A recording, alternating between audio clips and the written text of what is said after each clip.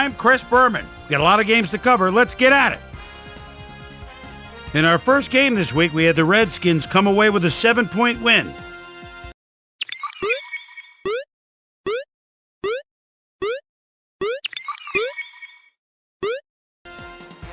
We had a big injury in this one, and Trey has the lowdown for us. Trey?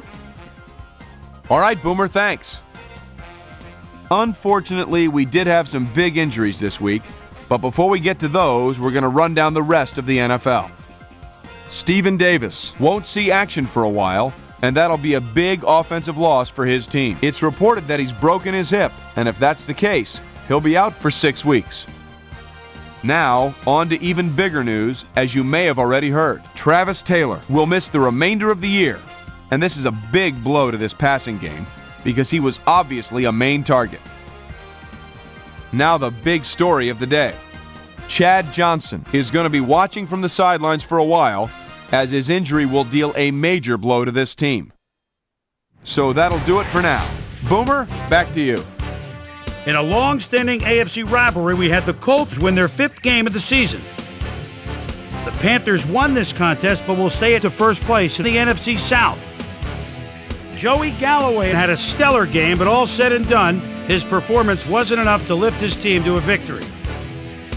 David Patton had over 50 yards receiving and helped his Patriots beat the Bills. Ravens, Jets. Derek Abney is set to receive the kick, and it's kind of a number. Whoa, almost like a wide receiver makes that catch. Now has to reverse field, but he's got a wall in front of him, picks up a big block at the 40. He's got one man to beat. He could go all the way, 78 yards. What a play. The Ravens go on to win this by the final score of 27-7. Deep in Cajun country in New Orleans, we had the Saints roll away with a 14-point win. Up at Lambeau Field, we had the Packers get nipped by 3 points. The Jaguars' defense held their opponents to under 100 rushing yards in their win at Alltel Stadium. The Seahawks won on the road and will now head home to meet the Dolphins. The Cardinals won this contest but will stay at the first place in the NFC West. Steelers, Browns. Dennis Northcutt is always a guy to look for when you're at the 10-yard line, as they are right now. Here's the snap, the lob, touchdown! The Browns win this one by the final score of 21-14. The Bears win yet again this week and keep their impressive streak alive.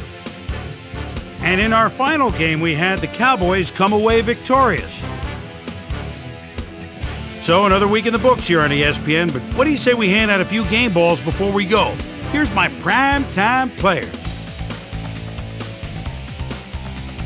That'll do it, sports fans. I'm Chris Berman, and thanks so much for joining us here in the Bristol studios.